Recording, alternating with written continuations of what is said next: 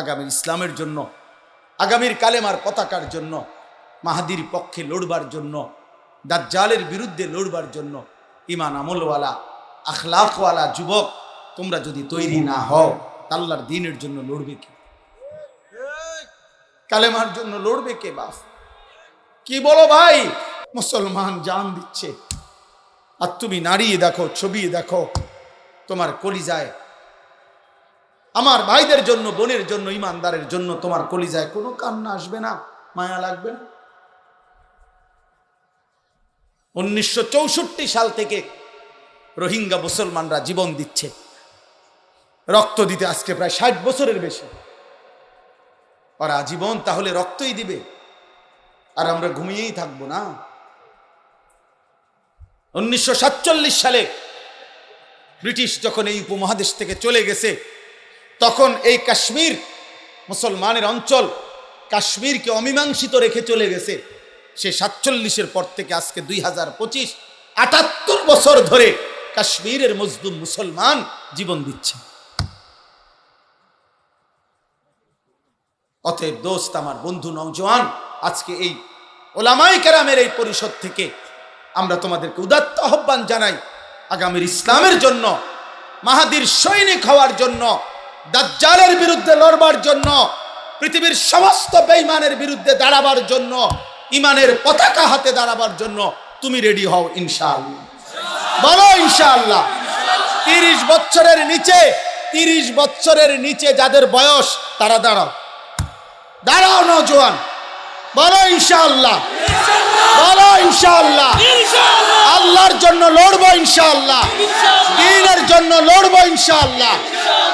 আল্লাহ তোমাদেরকে তৌফিক দান করেন, আল্লাহ তোমাদেরকে হিম্মত দান করেন, আল্লাহ তোমাদেরকে কবুল করেন। ও ভাই, মুজাহিদ থামে না, ইসলাম ডুবে না, সূর্য কখনো চূড়ান্ত ডুবে না। এখানে বাংলাদেশে যদিও সূর্য ডুবে গেছে, পৃথিবীর সব জায়গায় কিন্তু সূর্য ডুবে নাই, কোথাও সূর্য উঠছে। বোঝেন নাই? পৃথিবীতে একই সময় রাত হয় না, পৃথিবীতে একই সময় সূর্য ডুবে না। এখানে সূর্য ডুবলে অন্য কোথাও সূর্য ওঠে। আল্লাহর কসম, ইসলাম এমন এক সূর্য যেটা কোথাও যদি কোনো কারণে সাময়িক কিছুক্ষণের জন্য পর্যদুস্ত হয়, কিন্তু অন্য জায়গায় তৎক্ষণাৎ ইমানের সূর্য, ইসলামের সূর্য ঝলঝল করে উঠতে থাকে। মুসলমান হারে নাই, ইমানদার হারে নাই। মনে রাখো, মদে মাতাল যুবক, নারীতে আসক্ত যুবক, মোবাইল আর অস্থির ছবি দেখা ছাড়া যার রাত কাটে না, দিন কাটে না, একটা সেজদাও যে সমস্ত ছেলেরা দাও না, মনে রাখো আমার আব্বা, বাপ, তোমারে ছাড়াও ইসলাম বিজয় হবে, তোমারে ছাড়াও মাহাদি লড়বে, তোমারে ছাড়াও দাজ্জালের বিরুদ্ধে লড়বে, তোমারে ছাড়াও ঈসা নবীর যোদ্ধা বাহিনী লড়বে। কিন্তু হয়তো তুমি কামে লাগলা না, তুমি চলে গেলা জাহান্নামের পথে। ইমানদার নওজোয়ান ঠিকই আল্লাহর জন্য জান দেবে। এজন্য তুমি হও সেই কাফেলার সৈনিক, বলো ইনশাআল্লাহ। তুমি হও ফজরের মুসল্লি, ইনশাআল্লাহ তুমি হবে মাহাদির সৈনিক। হ্যাঁ হ্যাঁ, এটা হাদিসের। ফজরের মুসল্লি যারা, মাহাদির সৈনিক তারা। এই বাংলার মাটিতেও কালিমার পতাকা উড়বে ইনশাআল্লাহ, ইনশাআল্লাহ উড়বে ইনশাআল্লাহ, ইনশাআল্লাহ। রাসূলুল্লাহ সাল্লাল্লাহু আলাইহি সাল্লাম বলছে, যদি শোনো যে কিয়ামতের আর একদিন বাকি, তবু ইয়াকিন রেখো মাহাদি আসবে। ইমানের পতাকা, ইসলামের পতাকা, ইসলামের বিজয় বিশ্বময় উড়বেই উড়বে। এটা হাদিস, এটা হাদিস। হয়তো তুমি কামে লাগদা না, আরে তুমি কামে লাগদা না, আরে তুমি বেরিয়ে চাইলে আর কি, তুমি নারী দেখে দেখে শেষ হয়ে গেল। আরে জনপ্রিয়তা এটা এক ধরনের ধোঁকা। দুনিয়া যেহেতু পুরাটাই আল্লাহ বলছে ধোঁকা, তো এখানের এই জনপ্রিয়তা এগুলো ধোঁকা। আমাল হায়াতুদ দুনিয়া ইল্লা মাতাউল গুরুর। আল্লাহ তাআলা বলছেন দুনিয়ার জীবন ধোঁকা, ধোঁকা সব। এজন্য জনপ্রিয়তা দিয়ে কোনো কিছু আসে না, শুধু শুধু হই হুল্লুর হাঙ্গামা করার কিচ্ছু নাই ভাই। আমারে যদি মনে করেন 1 কোটি মানুষ চিনে, আমার কবরের আযাব মাফ তো, তাহলে আমি এটা দিয়ে কিনব? আমি এই পরিচিতি দিয়ে কি করব? আমারে যদি 10 কোটি মানুষও চিনে, আপনাদের কারো কবর রাজাব মাফ তো তাহলে আপনাদের কি লাভ? আমারে না চিনে আপনাকে কি, আপনাদের কি অর্জন এতে? আমারে চিনলে আপনার লাভ কি? আপনার লাফান কি? এই জন্য দোস্ত, এই সমস্ত জনপ্রিয়তা দিয়ে বক্তারও কোনো লাভ নাই, শ্রোতারও কোনো লাভ নেই। বরং ইমান আমলের ভিত্তিতে আমাদের উভয়ের লাভ। সেজদা দিলে আমারও লাভ, শ্রোতারও লাভ। একটা গুনাহ ছেড়ে দিলে আমারও লাভ, শ্রোতারও লাভ। আল্লাহ তাআলার এক এক হুকুমের গোলামি করলে আমারও লাভ, শ্রোতারও লাভ। ইমামেরও লাভ, মুসল্লিরও লাভ। পীর সাহেবেরও লাভ, মুরিদ সাহেবেরও লাভ। এজন্য মূল বিষয় তো এটাই, তাকওয়া। সমস্ত মুমিনের কাছে আল্লাহ তাআলা চেয়েছেন ইত্তাকুল্লাহ, তাকওয়া চেয়েছেন। বারবার কোরআনুল কারীমের মধ্যে আল্লাহ তাআলা এটা বলছেন, ইয়া আইয়ুহাল্লাযীনা আমানুত্তাকুল্লাহ ইত্তাকুল্লাহ ইত্তাকুল্লাহ ইত্তাকুল্লাহ। হে মুমিন, তাকওয়া অবলম্বন করো, তাকওয়া অবলম্বন করো, তাকওয়া অবলম্বন। তাহলে সমস্ত মুমিনের কাছে আল্লাহর চাওয়া তাকওয়া। কি বলেন? তাকওয়া। আমার কাছেও এটা আল্লাহ চাইছে, আপনার কাছেও এটাই চাইছে। হে ইমানদারগণ, এর মধ্যে আমিও অন্তর্ভুক্ত, আপনারাও অন্তর্ভুক্ত, ওনারাও অন্তর্ভুক্ত, আমরা সকলেই অন্তর্ভুক্ত। অতএব আল্লাহ তাআলা আমাদের সকলের কাছে চেয়েছেন তাকওয়া, ইত্তাকুল্লাহ। তাকওয়া কি? তাকওয়া দুই জিনিস, তারকুল মুনকারাত, ফি'লুল খায়রাত। সমস্ত গুনাহ ছেড়ে দেওয়া, সমস্ত আদেশ পালন করা, এরই নাম তাকওয়া। অথবা তাফসীরের মধ্যে এভাবেও আছে, তাকওয়া মানে কি? আইয়ুতাআ ফালা ইউসা, সর্বদা আল্লাহ তাআলার আনুগত্য করতে থাকা, কখনোই আল্লাহর বিরুদ্ধাচরণ, নাফরমানি না করা, গুনাহ না করা। আইয়ুশকারা ফালা ইউকফার, সর্বদা আল্লাহ তাআলার শুকর আদায় করতে থাকা, কখনোই আল্লাহ তাআলার অকৃতজ্ঞ না হওয়া, এটা তাকওয়া। আইয়ুযকারা ফালা ইউনসা, সর্বদা আল্লাহ তাআলাকে স্মরণ করতে থাকা, আল্লাহ তাআলার জিকির করতে থাকা, আল্লাহকে ভুলে না যাওয়া। এই তিন জিনিসকে তাকওয়া বলে। অথবা এই প্রথম যেটা বললাম, ওই দুই জিনিসকে তাকওয়া, একই কথা। গুনাহ ছেড়ে দেওয়া, আল্লাহ তাআলার আদেশ পালন করা। এই জন্য দোস্ত, এটা বহুত জরুরি বিষয়। আমাদের প্রত্যেকের বিবেক অনুভূতি জাগানো দরকার। মোবাইল হাতে ধরে রাখলে মনোযোগ হয় না, এটা আমার তাজরিবা, অভিজ্ঞতা। মোবাইল হাতে ধরে রাখলে মনোযোগ হয়, বারবার ওই লোকটা, মোবাইলটার কথাই মনে পড়ে, সে সারাক্ষণ এটার দিকে তাকায়, এইটারে ছোট করে, বড় করে, আগায় পিছায়, চারিদিকে সবাই ঘুরায়, পাবলিক উড়ায়, স্টেজ উড়ায়, সদর বদরায় সংবম। এরপরে জিগাইবেন যে কি বলল হুজুর, যা বলল এই যে মোবাইলে আছে দেখেন তো, আপনি কি শুনছেন হেটা না বলবে? বলবে না, আমি তো কিছু শুনি নাই, শুনছে তো মোবাইলে, আমি তো শুধু ঘুরাইছি এটা বই। এই জন্য এটা উপকার হয়। হাকিমুল উম্মত মুজাদ্দিদুল মিল্লাত হযরত মাওলানা শাহ আশরাফ আলী থানভী নব্বরাল্লাহু মারকাদাহু, হযরত বলছেন, মানুষের অন্তর, মানুষের দিল একই মুহূর্তে দুই জিনিস ভাবতে পারে না। এটা মনোবিজ্ঞানের কথা। এক মুহূর্তে মানুষ দুইটা ভাবতে পারে না, একটাকে সরাইয়া আরেকটা ভাবতে হয়। এজন্য কারো দিলের মধ্যে যদি এই মুহূর্তে মোবাইলের কল্পনা থাকে, তো নিজের কল্পনা আসবে না, নিজের ঈমান আমলের অনুভূতি জাগবে না। অথচ আমাদের উচিত সর্বপ্রথম জিম্মাদারি আমাদের নিজের ঈমান আমলের ফিকির করা। প্রত্যেক পুরুষ এবং নারীর প্রথম দায়িত্ব, আমি পুরুষ আনিসুর রহমান, আমার প্রথম জিম্মাদারি আমার ঈমান আমল, আখিরাতের হেফাজত, এটার খেয়াল রাখা। পুরুষ মাত্রই আমার প্রথম দায়িত্ব এটা। পৃথিবীর কেউ আল্লাহকে না মানুক, আমাকে সেজদা দিতেই হবে। পৃথিবীর কেউ গুনাহ না ছাড়ুক, আমাকে ছাড়তে হবে। এই হলো প্রথম দায়িত্ব। আলাইকুম আনফুসাকুম, আল্লাহ বলছে হে ঈমানদার নিজেকে আঁকড়িয়ে ধরো। কু আনফুসাকুম, হে ঈমানদার নিজেকে জাহান্নামের আগুন থেকে বাঁচাও। ওয়াসতাবির আলাইহা, আল্লাহ বলছে নিজে নামাজের উপরে মজবুত থাকো। ফাকাতিল ফি সাবিলিল্লাহ লা তুকাল্লাফু ইল্লা নাফসাক, আল্লাহ বলছে হে নবী বন্ধু আমার, আপনাকে বলছি, যদি আপনার সাথে আপনার একজন সাহাবীও যুদ্ধের ময়দানে না থাকে, তবে আপনি একাই আল্লাহর পথে জিহাদ করেন। ফাকাতিল, সূরা নিসার আয়াত, এক বচনের শব্দ, ওয়াহিদে মুজাক্কারে হাজার, এবং বলছে লা তুকাল্লাফু ইল্লা নাফসাকা, সর্বশেষ এই পৃথিবীর কারো ব্যাপারে যদি আপনি জবাবদিহি করতে নাও হয়, আপনি কিন্তু নিজের ব্যাপারে জবাবদিহি করতে হবে। নবীজিকে বলছে, নবীকে,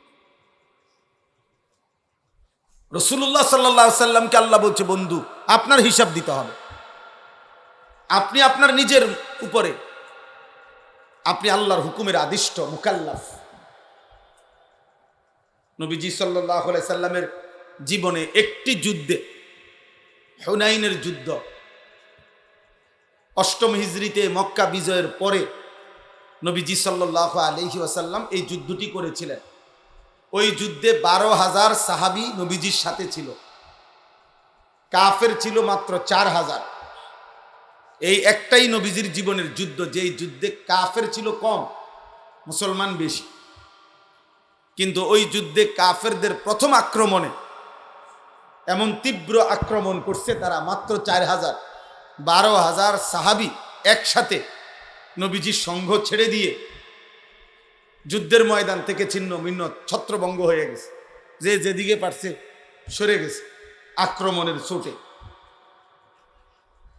কিন্তু তারিখের মধ্যে আছে নবী সাল্লাল্লাহু আলাইহি ওয়াসাল্লাম ওই কঠিন মুহূর্তে ময়দানে, যুদ্ধের ময়দানে একাই আপন জায়গায় দাঁড়িয়েছেন, এক সুতা তিনি নড়েননি,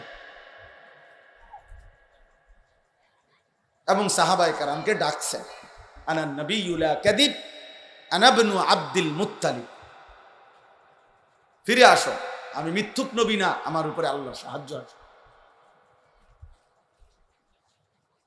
তাইলে নবীজি সাল্লাল্লাহু আলাইহি সাল্লাম যদি বলতেন মাওলা আমার সাথে 12,000 ছুটে গেছে, এই জন্য আমিও ছুটে গেছি, না, আল্লাহ বলবেন বন্ধু 12,000 সাহাবী ছুটে যাক, আপনি দৌড় দিলেন কেন? আপনারটা বল, হ্যাঁ হেরারটা হেরার রাজি গাও, আপনারটা বল, আপনি দৌড় দিছেন কেন? এই জন্য নবীজি দেখাইছেন যে না, আমি দৌড় দেইনি, আমি আপন জায়গায় দাঁড়িয়েছি। কেন? ফাকাতিল ফি সাবিলিল্লাহ, আল্লাহ তো আমারে বলছে প্রয়োজনে আপনি একাই আল্লাহর পথে যুদ্ধ করুন। আল্লাহ তো আমাকে বলছে আমি শেষ, আমি আমার হিসাব দিতে হবে। এই জন্য প্রথম জিম্মাদারি এটা। এই জন্য প্রিয় ভাই বাবা, একটি মাহফিল এটা একটা প্রদর্শনী না, এটা নির্বাচনী জনসভা না, আমি কোনো প্রার্থী না, আমার কোনো মার্কা নাই। দয়া করে এই জন্য আল্লাহর বাস্তে প্রিয় ভাই আমার, বাবা আমার, শুধু শুধু হুড়াহুড়ি হুলস্থুল না করলে ভালো। আল্লাহর কথা ওলামায়ে কেরাম ধারাবাহিকভাবে বলতেছেন, নিজের জন্য মনোযোগ দিয়ে শুনলে ভালো, শুনলে ভালো। এই প্রচন্ড গরমের মধ্যে আপনারা কষ্ট করে বসছেন, অতএব মনোযোগ দিয়ে কষ্ট করেই শুনেন, আল্লাহ বরকত দিবে, আল্লাহ বরকত দিবে। আমি দয়া করে অনুরোধ করলাম, আমরা প্রত্যেকেই নিজের ঈমান আমল আখিরাতের ব্যাপারে আমাদের প্রথম দায়িত্ব, এটা আমাদের ফিকিরে রাখতেই হবে, আমাদেরকে এটা মনে রাখতেই হবে। আমি প্রসঙ্গক্রমে দ্বিতীয় আরো দুইটা বলি। একজন পুরুষ হিসাবে সবাই মনোযোগ দিয়ে শোনো। 1 নম্বর দায়িত্ব হলো আমার নিজের ব্যক্তি, আমি আমার ঈমান আমলের হেফাজত, আমার আখিরাতের ফিকির আমার মধ্যে থাকা চাই, জওয়ান হোক বুড়া হোক। দ্বিতীয় নম্বর হলো একজন পুরুষ হিসাবে আমার দ্বিতীয় পরিচয় হলো আমি একজন অভিভাবক। অতএব আমার অধীনস্থ যারা, তাদের প্রত্যেকের ঈমান, আমল, আখিরাত, হালাল হারাম, তাদের ইবাদত বন্দিগির প্রতি নজর রাখা, তাদেরকে ইবাদত, আমল, আখিরাতের ফিকিরে অভ্যস্ত করা, আল্লাহর কসম এটা আমার প্রতিদিনকার দায়িত্ব। এটা আমার নিয়মিত দায়িত্ব। প্রতিদিন হায়াত আছে যতক্ষণ। এই ছেলে, এই অপদার্থ কোথাকার, বের হবে ডান থেকে, বেটা বাইর হবে, এটা ওইখান থেকে একজন শ্রোতা জায়গা দেই, তুমি উঠো এখান থেকে। মোবাইল এটা আলগি দিলা কেন? কারে উঠাও? আবার ব্যাটকায়, বেওকুফ কোথাকার। এখন কেমন লাগলো? এখন যে ধমক শুনলা, ভাল লাগছে নি? এখন আমি কি সুন্দর করে বলি নাই? কথা বলেন না কেন? বিষয়টা কি আমি বুঝায় বলি নাই? তাইলে খামখেয়ালি মনে করছো? হ্যাঁ, সাবধান। আমি সোজা কথা, আমি সংখ্যা দিয়ে করব কি বাপ? আমি 15 বছর আগে, 20 বছর আগে 4 জন মানুষের সামনে বয়ান করছি, 10 জন মানুষের সামনে বয়ান করছি। এখন একেবারে পুরো আমার মনে আছে, আলহামদুলিল্লাহ। আমি 5 জন 10 জন মানুষের সামনেও আল্লাহকে সাক্ষী রেখে বলতেছি, 4 ঘন্টা লাগাতার বয়ান করছি। 4 ঘন্টা, গড়ির ঘন্টা। কোনো অসুবিধা নেই, এটা কোনো বিষয়ই না। অনেক মানুষ, কম মানুষ, কোনোটাই সফলতা কিংবা ব্যর্থতার কিছু না। মহান আল্লাহ রব্বুল আলামিন গ্রহণ করা, কবুল করা, এটা হলো মূল বিষয়। আল্লাহ গ্রহণ না করলে 100 কোটি মানুষও কিছু আসে না, কোনো ফায়দা নাই। বললাম না, জনপ্রিয়তা ধোঁকা, ধোঁকা। এর জন্য দোস্ত মনোযোগী হওয়া দরকার। সাফ কথা, যত মানুষ আলহামদুলিল্লাহ মনোযোগী হয় আল্লাহর কথার প্রতি, মসজিদের ইমাম সাহেবের বয়ানের প্রতি, কোন ওলামায়ে কেরামের কথার প্রতি, যেই লোকটাই চোখ দিয়া তাকাইয়া আন্তরিকভাবে মনোযোগ দিয়ে শুনে, ধীরে ধীরে তার জিন্দিগির পরিবর্তন হয়, জীবন ইমাম সাহেবের কথাতেই বদলাবে বেটা। না সারা দেশের জনপ্রিয় হুজুর হইতে হবে, এটা কোনো জরুরি না। হেদায়েতের জন্য, আল্লাহর দয়া হওয়ার জন্য আপনার মসজিদের ইমাম সাহেবের বয়ানই যথেষ্ট। রাসূলুল্লাহ সাল্লাল্লাহু আলাইহি ওয়াসাল্লাম ইমামের জন্য খুদ নবী নিজে দোয়া করছেন, আল্লাহুম্মা রশিদিল আইম্মা, আল্লাহ ইমামকে আপনি সঠিক পথ দেখান, কারণ তার পিছনে অনুসরণকারী অনেক। একজন ইমামকে যদি আপনি জান্নাতের পথ, সঠিক পথ দেখান, তাহলে তার পিছনে তার অনুসারীরাও জান্নাতের পথ পেয়ে যাবে। নবীজি দোয়া করছেন ইমামের জন্য। নবীজি ইমামের মর্যাদা তুলে ধরছেন, আল ইমামু দামিনুন, ইমাম জামিন। একজন ইমাম একটি মহল্লার জামিন। জামিন মানে কি? কোন আসামিকে উকিল, অ্যাডভোকেট কোর্টে জামিন করায়, জামিন করায় না, মানে কি? মানে হলো এই বিচারপতি, ম্যাজিস্ট্রেট এই উকিলের তত্ত্বাবধানে এই আসামিকে ছাড়ছে, বুঝাইছে আমনে জামিন। অর্থাৎ এই বেটা যদি ভাগ্যে যায়, কোর্টে যদি হাজিরা ঠিক মতো না দেয়, এই সকল বিষয়ে আমনে দায়বা, আমনে জবাব দিবে, আমনে হিসাব দিতে হবে, আমনের হাতে, আমনের জামিনে তারে ছাড়বেন। এইটারে কয় জামিন।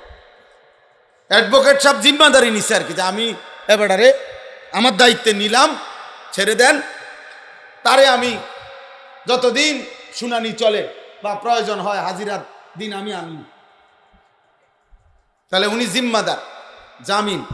এইটারে কয় জামিন। আসামির জামিন হয়েছে মানে ওই উকিল সাহেব জামিন হয়েছে আর কি।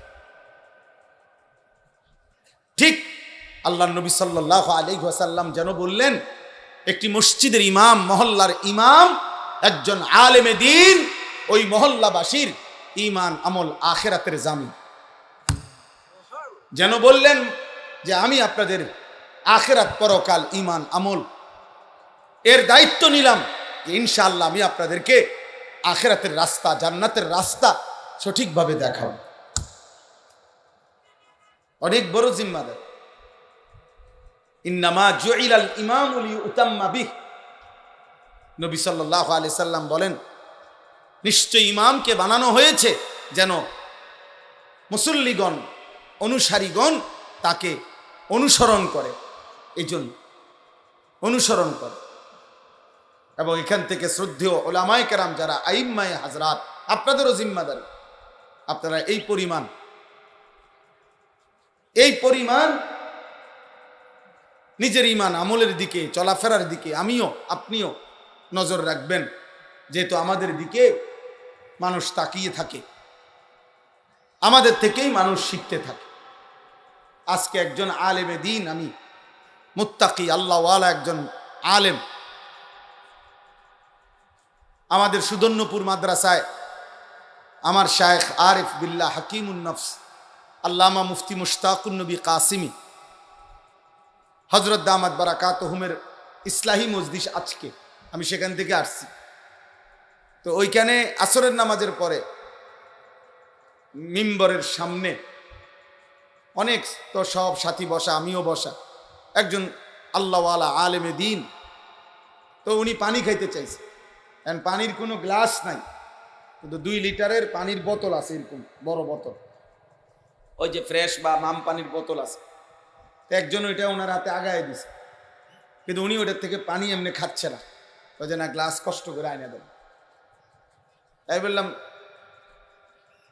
কষ্ট করে খান। তার উনি একটা সুন্দর আমারে সবক দিছে, মৌলানা আমি এমনি এই পুরা বোতল থেকে এমনি পানি খাইলে এই মানুষগুলো সব দেখবে, আর এটা তাদের জন্য উত্তম মেসেজ হবে না, সুন্দর আখলাক হবে না, পানি খাওয়ার সুন্নত তরিকা হবে না। আমার খুব আশ্চর্য লাগে, মৌলানা সাহেব কি পরিমাণ নজর রাখছে। ছোট্ট হোক বিষয়টা, কিন্তু এটা সবক কিনা, সবক। এজন্য আহলুল্লাহদের সাথে চললে ফিরলে, উঠা বসা করলে, উলামায়ে কেরামের সাথে, মুত্তাকিদের সাথে জীবনে ছোট্ট ছোট্ট অনেক বিষয় শেখা যায়, ছোট্ট বিষয় শেখা যায়। আল্লাহ আমাদেরকে বুঝার তৌফিক দান করেন। অতএব আমরা বললাম যে আমি একজন অভিভাবক, এই কথাটা আমি বলতেছিলাম, মূলত ওইখান থেকে চলে গেছি অন্য কথা। আমি পুরুষ, আমি আনিস, আমার দ্বিতীয় পরিচয় হলো আমি একজন অভিভাবক। অতএব আমার অধীনে যারা, তাদের ঈমান আমল আখিরাতের ব্যাপারে শতভাগ নজরদারি করা, চেষ্টা করা, এটা আমার মৃত্যু পর্যন্ত দায়িত্ব। হুজুর বলছি 2 দিন, বলছি মনে 200 বার বলছি, এত 200 বার বলার পরে আর বলার দরকার নাই, এই অনুমতি আপনারে কে দিল? হুজুর বিশ্বাস করেন, তার এমন হয় যে 2টা বছর বুঝাইছি না, শেষে বুঝিতে আর নামাজ পড়তো না, অতএব এখন ছেড়ে দিছি। কারে জিগায় ছেড়ে দিছেন? আপনার মেম্বারের সিদ্ধান্ত দিছে নাকি?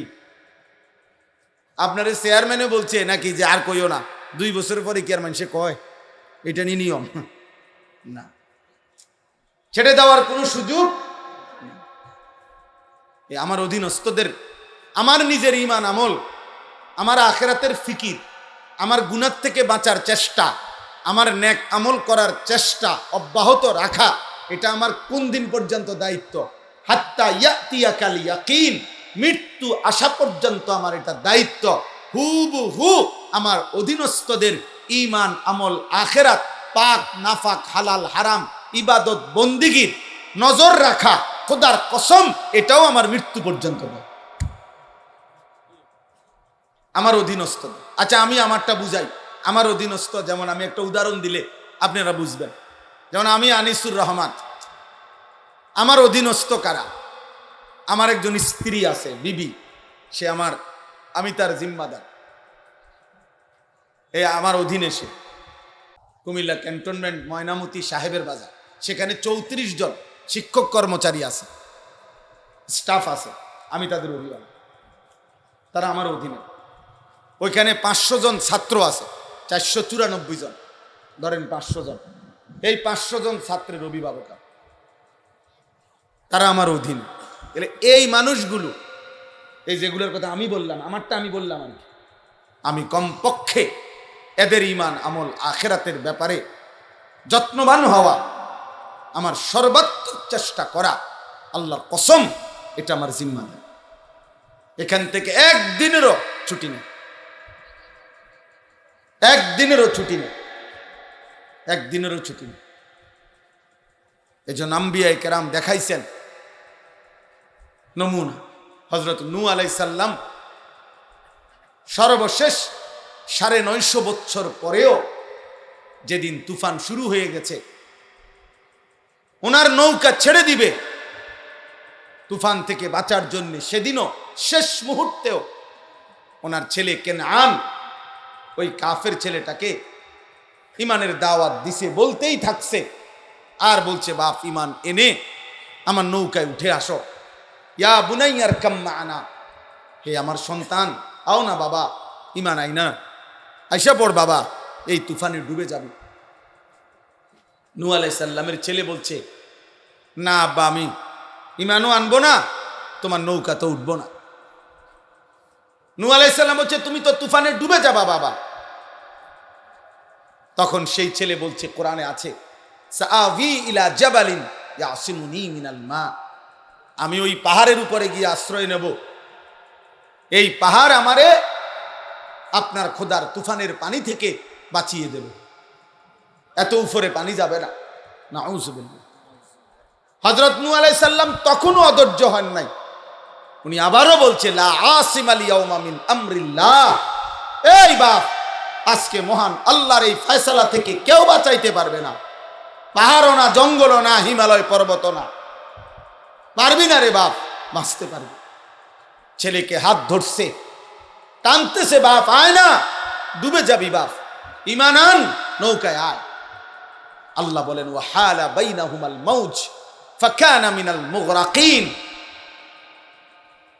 আল্লাহ বলেন, এই টানাটানির মুহূর্তে বাপ টানে ঈমানের দিকে, সন্তান ছুটে যাচ্ছে কুফরির দিকে, এই অবস্থায় একটা তুফানের ঢেউ আসছে, এক ধাক্কা দিছে ঢেউ, এই ধাক্কায় বাপ আর পুতের হাতের বাঁধন জীবনের তরে ছুটে গেছে। ফাকানা মিনাল মুগরাকিন, অতঃপর ধীরে ধীরে ছেলেটি ডুবে গেছে। কিন্তু তিনি শেষ মুহূর্ত পর্যন্ত সন্তানকে বাঁচাইতে চেষ্টা করছে। কোরআনুল কারীমের মধ্যে আছে, হযরত ইয়াকুব আলাইহিস সালাম, ইয়াকুব নবী ইন্তেকালের পূর্ব মুহূর্তেও ওনার সন্তানদেরকে একত্র করে চারপাশে এনে জিজ্ঞেস করছেন, আম কুনতুম শুহাদা is হাদারা Yakub Al Maut is ক্বালা লিবানিহি মা তা'বুদুনা মিন বাদি। কোরআন শরীফের আয়াত কিনা?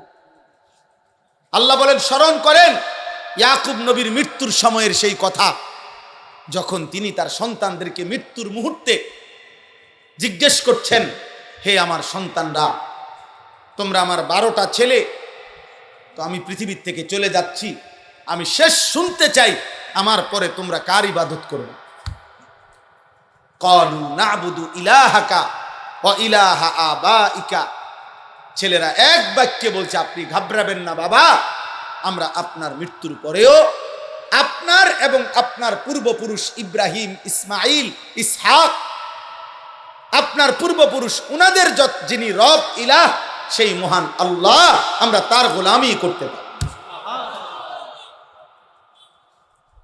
ইয়াকুব আলাইহিস সালাম তখন নিশ্চিন্ত হলেন, এরপরে ইন্তেকাল করল। আজ মুসলমানের মা বাপ এতটুকু যদি বুঝতেন, আমার সমাজ অনেক সুন্দর হতো, আমার ঘর অনেক সুন্দর হইতো, অনেক সুন্দর হইত। এতটুকু আপনারা বুঝলেন না। আপনারা মনে করছেন স্ত্রী সন্তানের জন্য আপনার দায়িত্ব ঘর, বিল্ডিং, দালান, সোফা, ফার্নিচার, খাট, পালং, বাজার, সদাই, ফর্ম ফিল আপ, রেজিস্ট্রেশন, বিদেশের টাকা, বাজারের ভিটি, জমি কিনা দেওয়া, বিল্ডিং সাজিয়ে দেওয়া, এরই নাম হচ্ছে বাবার দায়িত্ব। না রে বাপ, কোরআনুল কারীমে আল্লাহ বলছে ওয়ামুর আহলাকা বিসসালাহ, তুমি তোমার পরিবারের সদস্যদেরকে নামাজের আদেশ করো, নামাজের আদেশ করো। আজকে যদি এতটুকু বুঝতেন, আমি প্রতিদিন একবার হলেও এই কথা বলি, আমার জিন্দেগির সবচেয়ে বড় আফসোস ওইটা যে 16 বছর 18 বছরের 14 বছরের এত অল্প বয়সী মুসলমানের ছেলে মেয়ে খোদার 365 দিন আপন ঘরেই ঘুমায়, বাবা মা জীবিত, অথচ 365 দিনে খোদার একটা বছরে কোনো দিন ফজরের নামাজ পড়ে না। আহা, বাবা মা জীবিত, মুসলমানের সন্তান এত বড় নিকৃষ্ট কিভাবে হয়? আর মুসলমানের মা বাপ এইসা গাফেল কেমনে হয়? ওই বাপ, তুমি এত বড় গাফেল কেমনে হইলা? তোমার সন্তান একটা দিনও ফজরের নামাজ পড়বে না। তুমি কেমন বাপ হইলা? আর এটা কেমন সন্তান হইল? বলো না বাপ, বলো না সন্তান, নওজোয়ান বলো না ভাইয়া, এই কিশোর নওজোয়ান ছেলেরা, এই বন্ধুর কথা বলো, জবাব দাও। 365 দিনে খোদার এক বছরে যে কোনো দিন 5 ওয়াক্ত নামাজ পড়লা না, তুমি মানুষের বাচ্চা? এই হাইওয়ান, মুসলমানের বাচ্চা তো নিকৃষ্ট হয় বেটা। তোর কোনো আল্লাহ নাই, তোরে কেউ বানায় নাই বেঈমান নাফরমান, তোর কোনো সৃষ্টিকর্তা নাই, তোর কোনো নবী নাই, তোর জন্য কেউ 23 বছর কাঁদে নাই, তোর কোনো ধর্ম নাই বাপ, তোর কোনো কিতাব নাই, তোমাকে কোথাও ফিরতে হবে না? কি ভাবছেন জিন্দিগি মানে কি? ভাত তরকারি, পেশাব পায়খানা, মোবাইল, নারী, ছবি, খাতা বালিশ আর দোকানদারি, আর বন আর বিড়ি, চার বিস্কুট, পেঁয়াজু আর আলু চপ, আপেল আর মালটা, এরই নাম জীবন? খালাস, এরই নাম জিন্দিগি? বলো না বাপ। এজন্য অভিভাবক হিসাবে আপনারা প্রত্যেকের কাছে আমার অনুরোধ, আপনারা যারা স্ত্রীর স্বামী, আপনারা যারা সন্তানের বাবা, আপনাদের দায়িত্ব আপনার স্ত্রীর ঈমান আমলের হেফাজত করা। আপনার দায়িত্ব খোদার কসম আপনার ছেলে মেয়ের ঈমান আমলের হেফাজত করা। নবীজি সাল্লাল্লাহু আলাইহি ওয়াসাল্লাম বলেছেন, হাদিস, ইজা আইকাযার রাজুলু আহলাহু ওয়া সাল্লা বিহিম জামিআন কুতিবা ফিদ যাকিরিন আল্লাহ কাসীরান ওয়াদ যাকিরাত। সুবহানাল্লাহ। নবীজি বলেন, কোন পুরুষ যদি তার পরিবারের সকল সদস্যকে ফজরের নামাজের জন্য জাগিয়ে দেয়, অতঃপর ফজরের নামাজ সবাই আদায় করে, যারা ঘরে পড়ার ঘরে পড়লো মহিলা, যারা মসজিদের জামাতে পড়ার জামাতে পড়লো, খোদার কসম নবী বলছে আল্লাহ গোটা ফ্যামিলিকে, আল্লাহ তারা তার বেশি বেশি জিকিরকারী বান্দা এবং বান্দির তালিকায় এই ফ্যামিলির সকলের নাম উঠায় দিবে।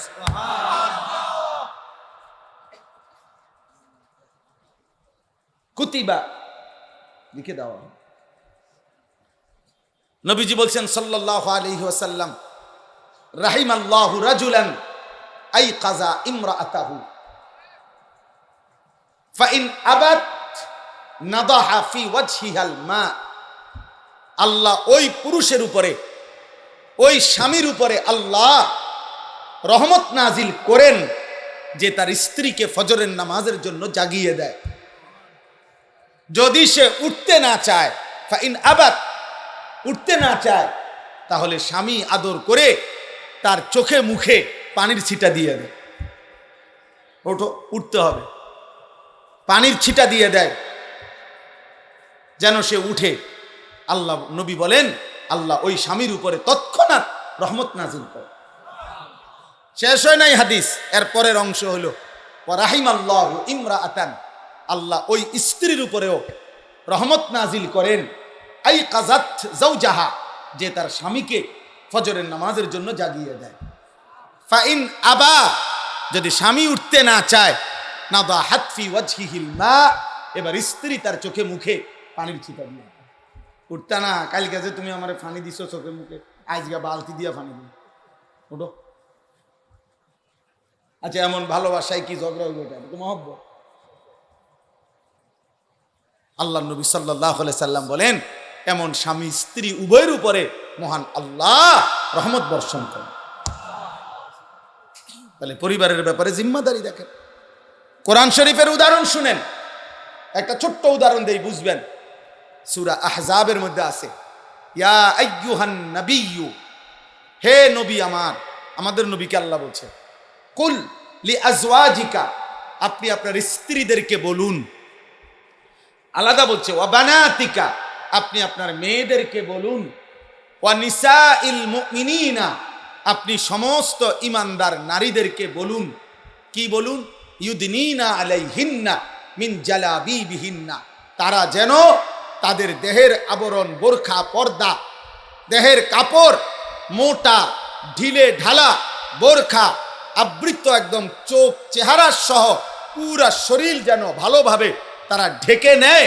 এই কথাটা শতভাগ পর্দা করার জন্য, ঢিলে ঢালা পোশাক দিয়ে নিজেকে আবৃত করার জন্য, এমনকি চোখ জিলবাব বলা হয় যেটা দিয়ে চোখও ঢাকে, এরকম পোশাক দিয়ে তারা যেন নিজেদেরকে ঢেকে নেয়।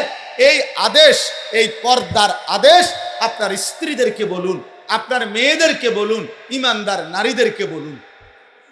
বুঝছেন? কথা বলেন না, কথা এটা বুঝছেন? এখন আমনে বলেন, এখান থেকে আপনি এটা ভাগ করেন। আপনি বুঝেন যে নবীজি সাল্লাল্লাহু আলাইহি সাল্লামের স্ত্রীগণ ইমানদার ছিলেন কিনা, নবীজির মেয়েগণ ইমানদার ছিলেন কিনা। তাইলে এই কথাটা তো একবারে বলতে পারতো যে, হে নবী, ইমানদার মহিলাদেরকে বলেন তারা যেন তাদের কাপড় পর্দা করে নেয়। তো এটা বললেই তো স্ত্রীরাও বুঝতো, সে মেয়েদেরকেও বুঝাইতো, আবার বাকি মহিলা সাহাবী যারা, তারাও তো বুঝে নিত। এই এক শব্দ দ্বারাই তো হয়ে যাইতো। কিন্তু আলাদা বললেন কেন?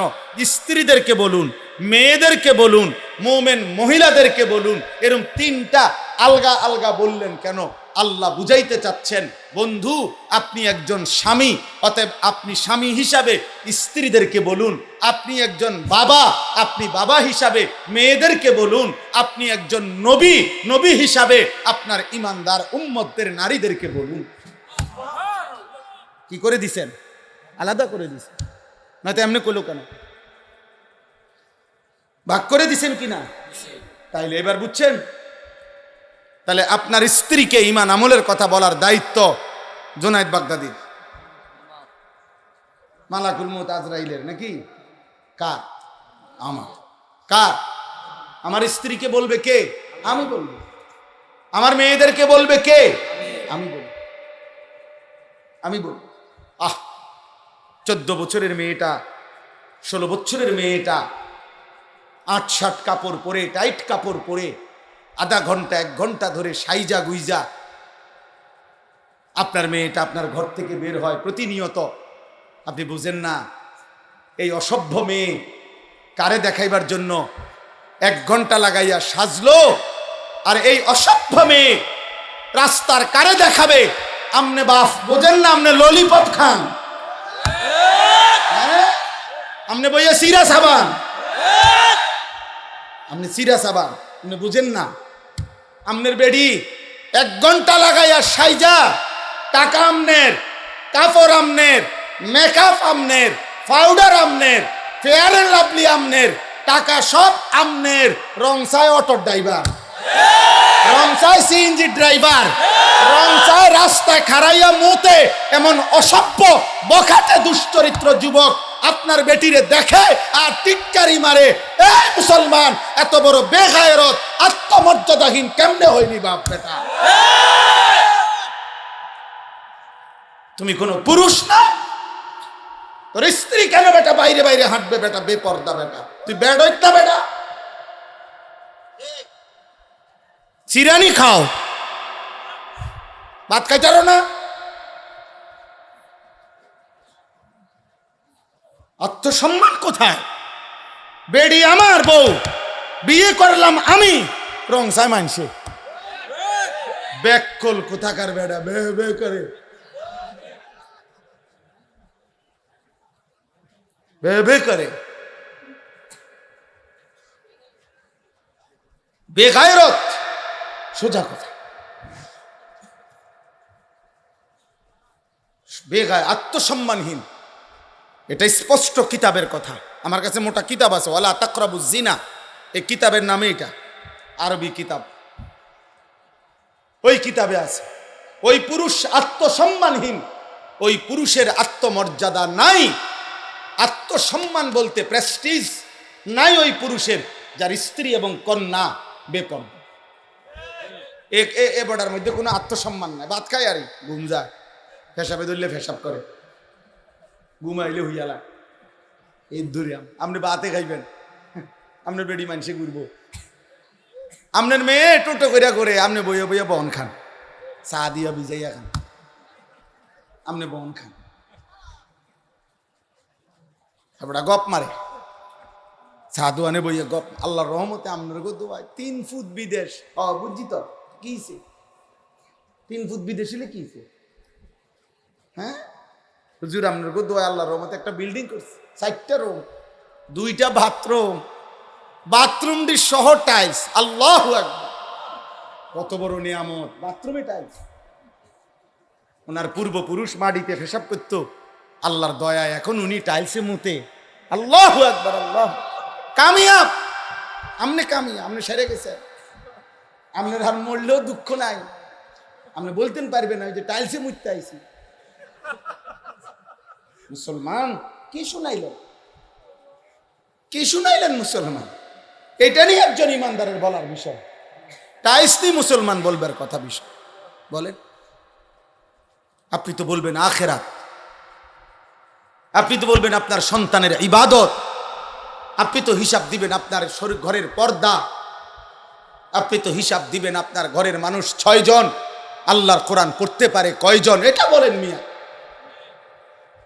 আপনার ঘরের মানুষ 6 জন ফজরের নামাজ পড়ে কয়জন সেটা বলেন মিয়া আপনার ঘরে আপনার বউ ছেলের বউ মেয়ে মিল্লা মহিলা আছে 8 জন 6 জন 4 জন পর্দা পুশিদা মানে কয়জন এই মুসলমান এটা বলো বাতের হিসাব দিও না টাইলস মাইজ দেখাইও না এটি কিত্তা কও এগুলা বলো কেন আত্মমর্যাদা চাই রাসূলুল্লাহ সাল্লাল্লাহু আলাইহি ওয়াসাল্লামের একজন বিখ্যাত সাহাবী সাদ ইবনে উবাদা নবীজির সাহাবী মদিনার আনসারদের সর্দার ছিলেন তিনি সাদ ইবনে উবাদা উনি একদিন সাহাবাদের এরকম মজমায় নবীজি বসা শুধু ফোকু কামরা আচ্ছা কামরা কোনার কিছু করেন সাদ ইবনে উবাদা এই সাহাবী বলতেছিলেন ইয়া রাসূলুল্লাহ সাল্লাল্লাহু আলাইহি ওয়াসাল্লাম লাউ রাআইতু রাজুলান মা ইমরাআতি লা দারাবতুহু বিসাইফ সাহাবী নবীজির সামনে বললেন ইয়া রাসূলুল্লাহ আমি যদি 1 মিনিটের জন্য কোনোদিন কোন পর পুরুষ বেগানা পুরুষকে আমার স্ত্রীর সাথে দেখি কথা বলতে অথবা দাঁড়িয়ে থাকতে লা দারাবতুহু বিসাইফ তরবারির 1 কোপ দিয়া তার কল্লা ফেলাই দিন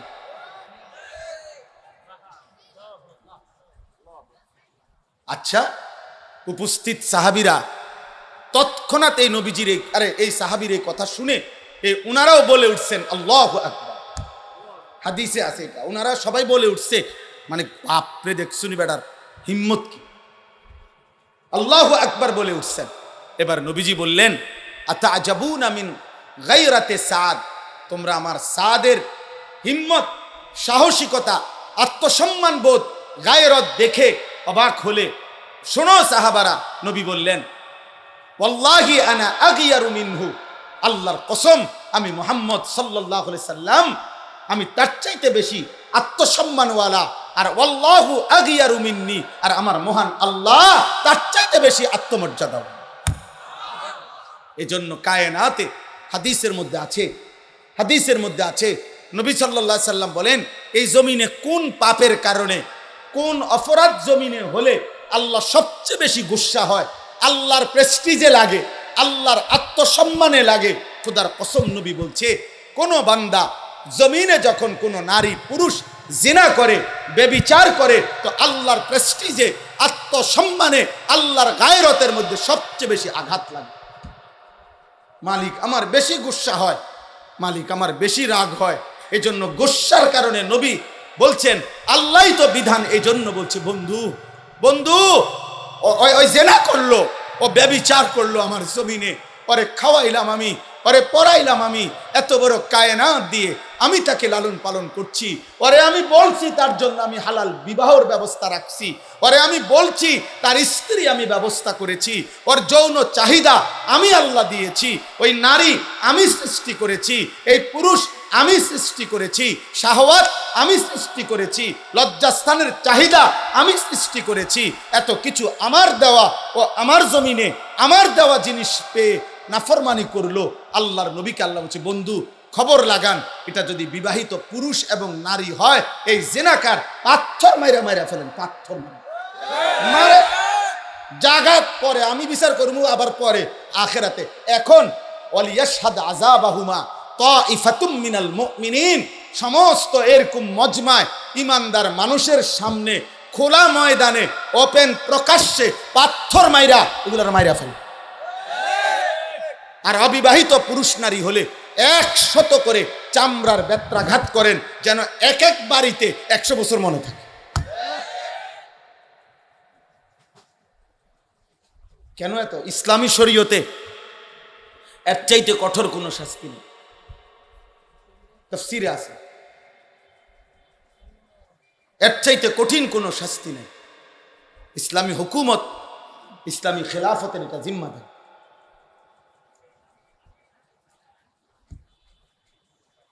এজন্য এটা জরুরি। বাপ, আমি যুবক ভাই তোমাদেরকে অনুরোধ করছি, মুসলমানের নওজোয়ান প্রিয় ভাই আমার, প্রিয় সন্তান আমার, যদি তোমার বাবা মাও তোমার খবর না রাখে, ধরে নাও তারা তোমারে ভুলে গেছে, কিন্তু আল্লাহ তোমারে ছাড়বে না। বাপ, নারী দেখো না, নারী দেখো না বাপ, অশ্লীল ছবি দেখো না, মোবাইলের উলঙ্গ দৃশ্য দেখো না আব্বা, তুমি বরবাদ হয়ে যাবা, তোমার দুনিয়াও শেষ হয়ে যাবে, তোমার আখিরাতও শেষ হয়ে যাবে। ইন্নাল্লাযীনা ইউহিব্বুনা আন তাশিআল ফাহিশাতু ফিল্লাযীনা আমানু লাহুম আযাবুন আলীমুন ফিদ দুনিয়া ওয়াল আখিরা। কোরআন শরীফের আয়াত, সূরা নূরের মধ্যে আছে। আল্লাহ বলছে, যারা মুসলিম জনসমাজে অশ্লীলতা ছড়িয়ে দেয়, জিনা ব্যভিচার ছড়িয়ে দেয়, নারী পুরুষ ছেলে মেয়ের অবাধ বেহায়াপনা ছড়িয়ে দেয়, খোদার কসম আল্লাহ বলছে, আমি ওয়াদা দিলাম তাদেরকে আমি কঠিন আযাব দেব, ফিদ দুনিয়া ওয়াল আখিরা, দুনিয়াতেও আখিরা। পরে আমি বেইজ্জতি করে দেব, ওকে আমি অপমানিত করব, ওরে কষ্ট দেব, যদি ও লজ্জা পাবেই পাবে, আজ কিংবা কাল। এজন্য কোনো ব্যভিচারী, অসৎ চরিত্রের অধিকারী, নারী পুরুষের জিনা ব্যভিচার সহ হারাম সম্পর্ক যার, সে কোনোদিন সুখ পায়। তুমি খবর লাগাও, খবর লাগাও, কোন বিবাহ বহির্ভূত প্রেমের সম্পর্ক শেষ পর্যন্ত সুখকর হয় না। শেষ পর্যন্ত ফাসাদ লাত্তি ছাড়া আর কিচ্ছু জোটে না। হ্যাঁ, 3 বছরের ভালোবাসা, 8 বছরের জানাশোনা, 9 বছরের দিন ফাসাদ লাত্তি, একটা লাত্তি, এরপরে মেও মেও করে কান্দে। আর আমার কাছেই তো কত ফুলানি কান্দে। আমি তো শত শত যুবকের সাথে আমার সম্পর্ক, মেও মেও করে কান্দে, সব শেষ, সব শেষ। এখন আমি হাফ প্যান্ট, যৌবনের ক্ষমতাও নাই, কোমরের ক্ষমতাও নাই, শারীরিক সক্ষমতাও নাই, আখিরাতও নাই। নাউযুবিল্লাহ, নাউযুবিল্লাহ। আল্লাহ হেফাজত করে, আল্লাহ হেফাজত করেন ভাইয়া। আখলাকের হেফাজত, আখলাকের হেফাজত, আখলাকের হেফাজত। নারী দেখো না বাপ, ছবি দেখো না, ছবি দেখো না। দুশ্মন আজকে ষড়যন্ত্র করছে বাপ, ষড়যন্ত্র। ওরা বুঝছে মোবাইলের আসক্তির যুগে চারিদিকে আসক্ত, শাহওয়াত বেড়ে গেছে, শেষ পর্যন্ত দুশ্মন ষড়যন্ত্রের অংশ হিসাবে আজকে পরিকল্পিতভাবে সুনির্দিষ্টভাবে হিন্দু যুবক অসংখ্য যারা মুসলিম মেয়েদের সাথে হারাম প্রেমের সম্পর্ক গড়ে তাদেরকে বেইজ্জতি করছে, ধর্ষণ করছে, ব্যভিচার করছে, ইমানদার বোনকে শেষ পর্যন্ত লাঞ্ছিত করছে। ওরা জানে প্রেমের সস্তা অফার দিলেই কাইট হয়ে যাবে। দোস্ত আমার, বন্ধু আমার, অতএব দয়া করে সুকৌশলে এই কথা প্রচার করা হচ্ছে যে প্রেমের কাছে ভালোবাসার সামনে ধর্ম টেনে আনা ঠিক না। সবার উপরে মানুষ সত্য, প্রেম সত্য, ভালোবাসা সত্য। আল্লাহ বলছে না বেটা, নবী বলছে খোদার কসম, বিবাহ বহির্ভূত স্বামী স্ত্রীর ভালোবাসা ব্যতীত, স্বামী স্ত্রীর প্রেম ব্যতীত বিবাহ বহির্ভূত ছেলে মেয়ে নারী যেই কোনো সম্পর্ক, এটা জেনা, এটা জেনা, এটা জেনা, এটা জেনা, এটা ব্যভিচার, এটা ব্যভিচার, এটা ব্যভিচার, এটা বেহায়াপনা, অসভ্যতা ছাড়া আর কিচ্ছু না। বিবাহ বহির্ভূত প্রেম হয় না, বিবাহ বহির্ভূত ভালোবাসা হয় না। ভালোবাসা শুধুই স্বামী স্ত্রী, ভালোবাসা শুধুই কি ওয়াজআলা বাইনাকুম মাওয়াদ্দাতাও ওয়া রাহমা। কোরআন শরীফে আল্লাহ বলছে আমি আল্লাহ স্বামী স্ত্রীর মধ্যে দিয়ে দিলাম ভালোবাসা এবং দয়া মায়া। কোরআন শরীফের আয়াত। আল্লাহ আমাদেরকে হেফাজত করে, হেফাজত করে। কিশোর ভাই, নওজোয়ান ভাই, আরেকটু সচেতন হও, আরেকটু সচেতন হও। এত পাগল হইও না ভাইয়া, এত মাতাল হইও না। যে চাহিদা আল্লাহ দিয়েছেন ওই চাহিদা আল্লাহ পূরণও করবে। ক্ষুধা যিনি দিয়েছেন খাবারের ব্যবস্থা তিনি রাখছেন, তৃষ্ণা যিনি দিয়েছেন পানির ইন্তজাম তিনি রেখেছেন। ঠিক লজ্জাস্থানের চাহিদা যিনি দিয়েছেন হালাল পবিত্র স্ত্রী তিনি ব্যবস্থা রাখছেন। ওয়েট, তুমি অপেক্ষা করো, মিলে যাবে ইনশাআল্লাহ। আমার কথা মনে রাখো, এই দোস্তের কথা মনে রাখো। আমি বলি নষ্ট হইও না, চরিত্রহীন হইও না। আগামীর ইসলামের জন্য, আগামীর কালেমার পতাকার জন্য, মাহাদির পক্ষে লড়বার জন্য, দাজ্জালের বিরুদ্ধে লড়বার জন্য ইমান আমলওয়ালা আখলাকওয়ালা যুবক তোমরা যদি তৈরি না হও, আল্লাহর দ্বীনের জন্য লড়বে কে? কালেমার জন্য লড়বে কে? বাপ কি বলো ভাই? গাজাবাসী আজীবন শুধু রক্তই দেবে না, মুসলমান আজীবন শুধু মরতেই থাকবে। মুসলমান জান দিচ্ছে, আর তুমি নাড়িয়ে দেখো, ছবি দেখো, তোমার কলিজায় আমার ভাইদের জন্য, বোনের জন্য, ইমানদারের জন্য তোমার কলিজায় কোনো কান্না আসবে না, মায়া লাগবে না? 1964 সাল থেকে রোহিঙ্গা মুসলমানরা জীবন দিচ্ছে, রক্ত দিতে আজকে প্রায় 60 বছরের বেশি। ওরা আজীবন তাহলে রক্তই দিবে, আর আমরা ঘুমিয়েই থাকবো না? 1947 সালে ব্রিটিশ যখন এই উপমহাদেশ থেকে চলে গেছে, তখন এই কাশ্মীর মুসলমানের অঞ্চল, কাশ্মীরকে অমীমাংসিত রেখে চলে গেছে। সে 47-এর পর থেকে আজকে 2025, 78 বছর ধরে কাশ্মীরের মজলুম মুসলমান জীবন দিচ্ছে।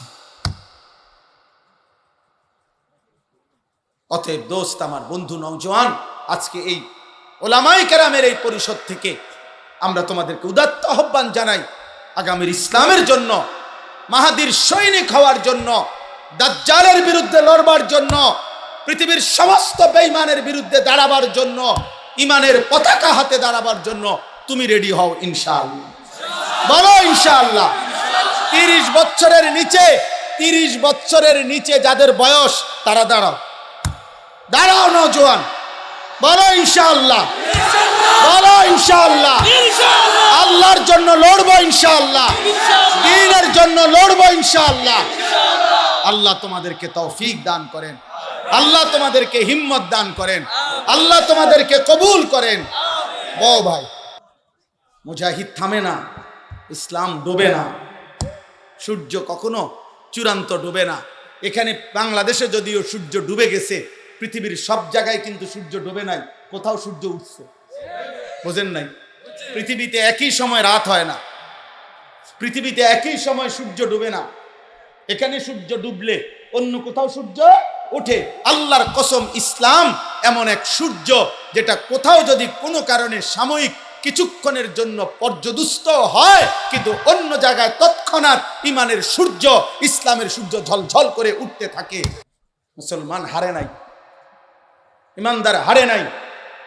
মনে রাখো, মদে মাতাল যুবক, নারীতে আসক্ত যুবক, মোবাইল আর অশ্লীল ছবি দেখা ছাড়া যার রাত কাটে না, দিন কাটে না, একটা সেজদাও যে সমস্ত ছেলেরা দাও না, মনে রাখো আমার আব্বা বাপ, তোমারে ছাড়াও ইসলাম বিজয় হবে, তোমারে ছাড়াও মাহাদি লড়বে, তোমারে ছাড়াও দাজ্জালের বিরুদ্ধে লড়বে, তোমারে ছাড়াও ঈসা নবীর যোদ্ধা বাহিনী লড়বে। কিন্তু হয়তো তুমি কামে লাগলা না, তুমি চলে গেলা জাহান্নামের পথে। ইমানদার নওজোয়ান ঠিকই আল্লাহর জন্য জান দেবে। এজন্য তুমি হও সেই কাফেলার সৈনিক, বলো ইনশাআল্লাহ। তুমি হও ফজরের মুসল্লি, ইনশাআল্লাহ তুমি হবে মাহাদির সৈনিক। হ্যাঁ হ্যাঁ, এটা হাদিসের কথা। ফজরের মুসল্লি যারা মাহাদির সৈনিক তারা। এই বাংলার মাটিতেও কালিমার পতাকা উড়বে ইনশাআল্লাহ, ইনশাআল্লাহ উড়বে, ইনশাআল্লাহ, ইনশাআল্লাহ।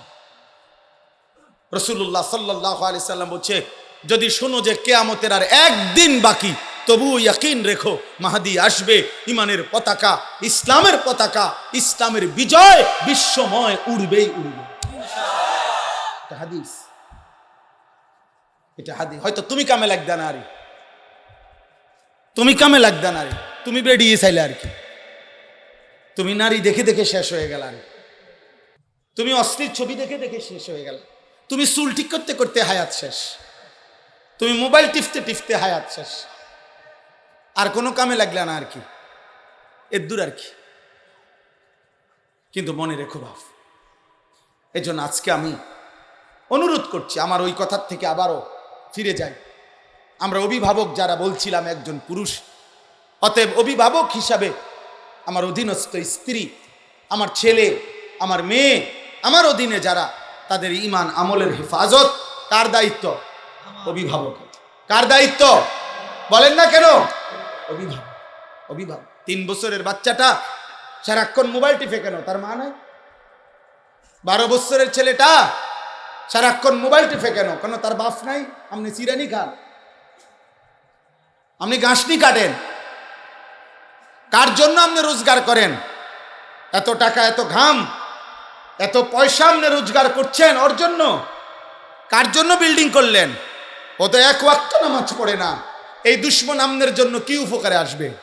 কথা বলে না? হ্যাঁ, ওই বাপ, আমনে যে আজকে 60 বছর হয়ে গেল, আমনে যে 30টা বছর ধরে এই বাজারে মাথার ঘাম পায়ে ফেলাইয়া একটা একটা টাকা রোজগার করেন, ব্যবসা করেন, আপনার স্ত্রীও বেপর্দা, আপনার ছেলেও নামাজ পড়ে না, আপনার মেয়েও পর্দা করে না, আপনি এনে বাজারে ঘাম ঝরে, আর তারা বইয়া বইয়া টেলিভিশনে ঘরে সোফাত বইয়া তারা নর্তকীর নাচ দেখে, নাটক দেখে, সিনেমা দেখে। আপনার ছেলে এলাকার আরো 2-4টা বখাটের লগে পুরা দমে মোবাইলে উলঙ্গ ছবি দেখছে, আর আমনের ঘাম বাইয়া বাইয়া পড়তেছে একটা একটা টাকার জন্য। এই দুশ্মন যারা, আল্লাহর দুশ্মন, নবীর দুশ্মন, ইমান ইসলামের দুশ্মন, যাদের অজু নাই, সেজদা নাই, নামাজ নাই, দিন নাই, শরীয়ত নাই, এদের জন্য যে আপনি এত কষ্ট করলেন, এরা আপনার দুনিয়ার কি কাজে আসবে, আখিরাতের কি কাজে আসবে? বলেন অভিভাবক, বল। আর দরকার আর আইতাম না কোনোদিন, আইজ গিয়ে কই যা, আর আইলাম না, কইবেন আপনারা যে হুজুর এরম শক্ত হুজুর আর জীবন আইলেন। একবারই আসা, আমি এক অস্থির মানুষ, যার জীবনের কোনো স্থিরতা নাই। আমি কখন কই থাকি, কি করি কিচ্ছু জানি না, নিজেও জানি না।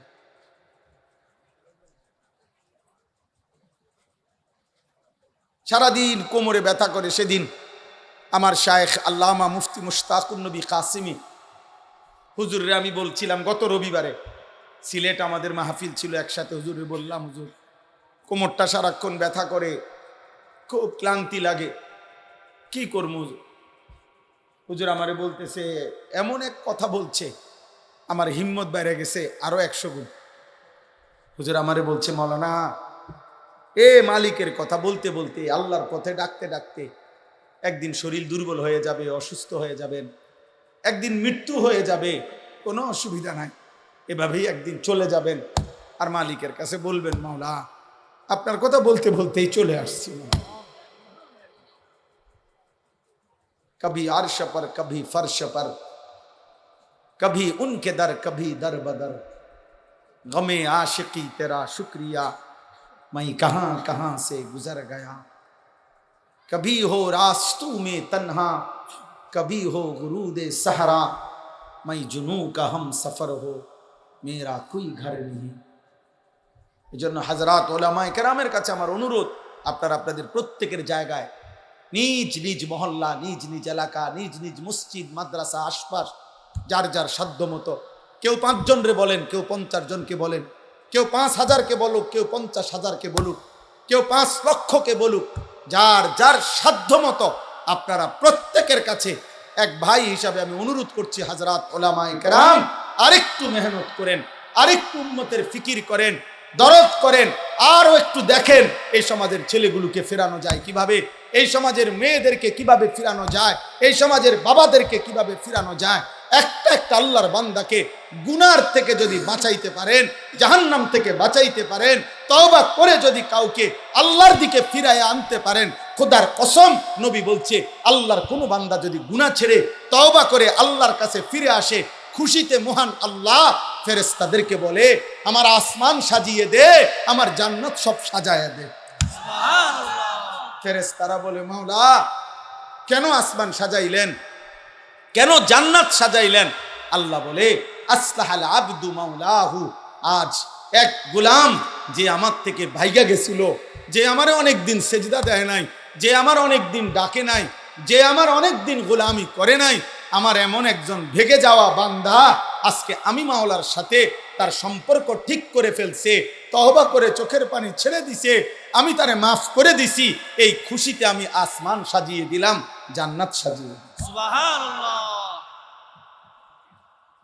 এজন্য ফিকির চাই, ফিকির চাই। সবাই চিনতে হবে জরুরি না, সবাই চিনতে হবে জরুরি না, সবাই সবার কাছে পরিচিত হইতে হবে জরুরি না, এটা মূল বিষয় না। মূল বিষয় হলো আল্লাহর দ্বীনের জন্য মেহনত, কলিজা ভরা ব্যথা না। ফালা আল্লাকা বাখিউন নাফসাক, আমি আপনাদের কাছে অনুরোধ করব, আপনি ওই পরিমাণ মেহনত করবেন যে পরিমাণ মেহনত করলে আরশ আজিমের মালিক বলবে, বান্দা আমার বান্দাদেরকে আমার দিকে ফিরাবার জন্য তুমি কি তোমার জান দিয়া ফেলবা, এই পরিমাণ বলবে। নবীকে আল্লাহ বলে নাই এই কথা যে বন্ধু আপনি কি মরে যাবেন, আরে আপনি কি জীবন দিয়ে ফেলবেন, এই পরিমাণ বলতে হবে। উম্মত গুনার সাগরে ঢেউ খেলতেছে, আপনারা বাচ্চা ছাড়া জানেন না, এক এক যুবক মোবাইলে রাত নাই দিন নাই, 3 দিনে 3 সপ্তাহ, 1 সপ্তাহ 2 সপ্তাহ। আপনাদের কেউ যদি আজকে 30 বছর এখনকার বয়স যাদের 60, এই বাচ্চা ছাড়া আপনারাও যদি এমন কেউ থাকে যে গত 40 বছরে হয়তো উনি সবসময় টেলিভিশন দেখছে, এই 40 বছরে আপনি টেলিভিশনে যত নাটক সিনেমা না দেখছেন, ওই 4 দিনে তার চাইতে বেশি মহিলার ছবি দেখতে পারেন। হিসাব বোঝেন নাই? আমি ওইটা সমর্থন করছি না, 40 বছরের গুনাহ, মানে বুঝাইতে চাইলাম গুনার মাত্রা এখন এত বেশি পরিমাণে বাড়ছে যে ছেলেরা, মেয়েরা, পুরুষেরা, সন্তানরা গুনার সাগরে হাবুডুবু খাচ্ছে। কোনো বাবা ভাইবেন না যে ফুলাইন অনেক একটু দুষ্টামি করে, না না, ফুলাইন জেনা করে, জেনা, দুষ্টামি করে না। আপনি এটা কইেন না যে বাচ্চা মানুষ একটু দুষ্টমি, না দুষ্টামি করে না, ব্যভিচার করে, জিনা করে। 12 বছরের, 14 বছরের, 13 বছরের ছেলের দাপটে ঢাকা শহরে অসংখ্য কিশোর বাচ্চা, 12-14 বছরের ছেলে সরাসরি কিশোর গ্যাং সাফাতি দিয়া কোবায় মানুষ, বয়স 14। তার আতঙ্কে পুরা মহল্লা কাঁপে। কিশোর গ্যাং, কিশোর মানেই তো লোক 15-র নিচে, 15 বছর হইলে বালেগ হইলে আর কিশোর থাকে না, যুবক হয়। আল্লাহ আমাদেরকে হেফাজত করেন। শেষ আমার কথা। 3 নাম্বারও আর একটা কথা ছিল। একজন পুরুষ হিসাবে আমার তৃতীয় পরিচয় হলো আমি একজন উপার্জনকারী। কি? পুরুষ মাত্রই কিছু না কিছু রোজগার করে কি না? এই রোজগার, এই উপার্জন আমার দায়িত্ব। উপার্জন করা পুরুষের দায়িত্ব কিনা? এই ক্ষেত্রে আমার দায়িত্ব হলো এই লক্ষ্য রাখা 2টা জিনিস। 1 কাসবে হালাল, 2 আকলে হালাল। আমাকে শতভাগ খেয়াল রাখতে হবে আমি যা রোজগার করতেছি তা হালাল কিনা, আমি যা খাইতেছি তা হালাল কিনা। খালাস, পুরা আপনার জীবন সুন্দর হবে। এই 3 কথা মনে রাখ। আমি একজন ব্যক্তি, অতএব আমার নিজের ঈমান আমল হেফাজত করা আমার জরুরি। 2 আমি একজন অভিভাবক, অতএব আমার অধীনস্থদের ঈমান আমল আখিরাতের হেফাজত করা আমার জন্য জরুরি। 3 আমি একজন উপার্জনকারী, চাকরি, ব্যবসা, ক্ষেত খামার, দেশ বিদেশ যেমনে হোক আমি কিছু না কিছু কি করি? রোজগার করি। অতএব আমাকে লক্ষ্য রাখতে হবে আমার উপার্জন যেন হালাল হয়, খাবার যেন কি হয়? হালাল। ইনশাআল্লাহ আপনি দেখবেন এই 3 জিনিস ঠিক নজর রাখলে আপনার আগামী গন্তব্য জান্নাত। আল্লাহ তৌফিক দান করেন, আল্লাহ কবুল করেন, আল্লাহ হিম্মত দান করেন। মুআজ্জাজ হাজিরিন, আমি শুধু আয়াতের তরজমা বলছি। হুয়াল্লাযী খালাকাকুম মিন তুরাবিন সুম্মা মিন নুতফাতিন সুম্মা মিন আলাকাতিন। আল্লাহ তাআলা বলে, বান্দা আমি আল্লাহ যিনি তোমাদেরকে সৃষ্টি করেছি মাটি থেকে, অতঃপর বীর্য থেকে, অতঃপর জমাট রক্ত থেকে। আমি আল্লাহই ধীরে ধীরে 7টা ধাপে আমি আল্লাহ তোমাদেরকে মায়ের পেট থেকে, পৃথিবী থেকে বের করেছি। সুম্মা ইউখরিজুকুম তিফলান, যেদিন আমি মায়ের পেট থেকে বের করলাম সেদিন আমি তোমাদেরকে শিশু হিসাবে বের করেছি। সুম্মা লিতাবলুগু আশুদ্দাকুম, ধীরে ধীরে আমি তোমাদেরকে পূর্ণ শক্তিতে পৌঁছাইছি, মানে যৌবন কাল দিয়েছি। সুম্মা লিতাকুনু শুয়ুখা, অতঃপর আমি তোমাদেরকে বৃদ্ধ বানিয়েছি। তাইলে আল্লাহ বললেন, বান্দা মনে রেখো, মাটিতে আমি তোমাকে আমিই রাখছি, বীর্যের মধ্যে তোমাকে আমিই রেখেছি, জমাট রক্ত, গোশতের টুকরা, হাড্ডির কঙ্কাল, গোশতের আবরণ, রূহ ফুঁকে দেওয়া, শিশুকাল, যৌবনকাল, বৃদ্ধকাল, এই সকল অবস্থার পরিবর্তন আমি করেছি। অমিনকুম মান ইউতাওয়াফা মিন ক্বাবলু, আমি কিন্তু সবাইকে যৌবন দেই না, সবাইকে বৃদ্ধ বানাই না, বরং অসংখ্য ব্যক্তিকে আমি আল্লাহ এই 3 স্তরে পৌঁছবার আগেই মৃত্যু দিয়ে ফেলি। কেউ ছোটবেলায়, কেউ যৌবনকালে, কেউ বৃদ্ধকালে। মৃত্যু হয় কিনা? 3 বছরের বাচ্চা মরে তো, 30 বছরের যুবক মরে তো, 90 বছরের বৃদ্ধ মরে তো। ওয়ালিতাবলুগু আজালাম মুসাম্মা, আমি কিন্তু প্রত্যেককে আমি আল্লাহর নির্ধারিত হায়াত আমি পূর্ণ করে থাকি। কাউকে অকালে মৃত্যু দেই না, বরং আমার ফয়সালা মতে মৃত্যু দেই।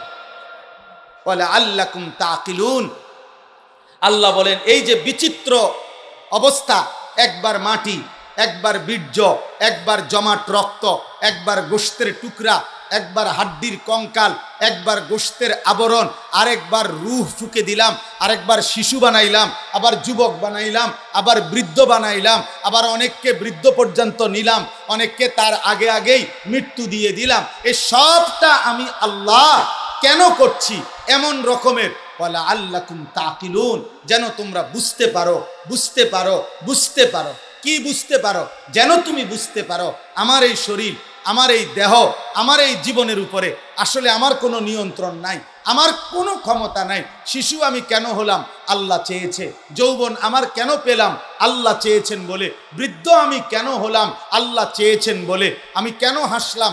আল্লাহ হাসায় বলে। আমি কেন কাঁদি? আল্লাহ কাঁদায় বলে। আমি কেন সুখে আছি? আল্লাহ সুখে রাখছে বলে। আমি কেন দুঃখে আছি? আল্লাহ দুঃখে রাখছে বলে। আমি কেন সুস্থ আছি? আল্লাহ সুস্থ রাখছে বলে। আমি কেন অসুস্থ হলাম? আল্লাহ অসুস্থ করছেন বলে। আল্লাহ বলে, বান্দা অতএব তোমার যেহেতু কোনো অধিকার নাই, বরং আমার হাতে সব, অতএব তোমার আকল আর বুদ্ধি বিবেক দিয়ে তুমি ভাববা।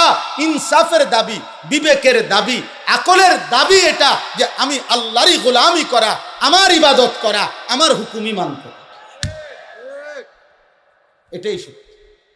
না তুমি তো তোমার কোনো কিছুর অধিকার নেই। আমি মন মতো বুড়ে যেতে পারমু, কথা বলেন না কেন? আমি মন মতো হায়াত টিকতে পারমু? তাহলে আমাদের নিজস্ব কিছু করার ক্ষমতা আছে? অতএব কার গোলামি করা উচিত, কার হুকুম মানা উচিত, এই কথাটাই আল্লাহ বলছে। অতএব আমরা প্রত্যেকেই নিজের যৌবনকে কদর করব, নিজের ঈমান আমলকে হেফাজত করব, আখলাককে হেফাজত করব। আজকের এই তিতাস উপজেলা ওলামা পরিষদের এই বর্ণাঢ্য আয়োজন আল্লাহ বরকত দান করেন, আল্লাহ তাআলা কবুল করেন। আল্লাহ তাআলা এই নওজোয়ান সহ ওলামায়ে কেরাম সকলকে ঈমান আমলের হিম্মত দান করেন। আমিন। সুবহানাল্লাহি ওয়া বিহামদিহি। মাশাআল্লাহ।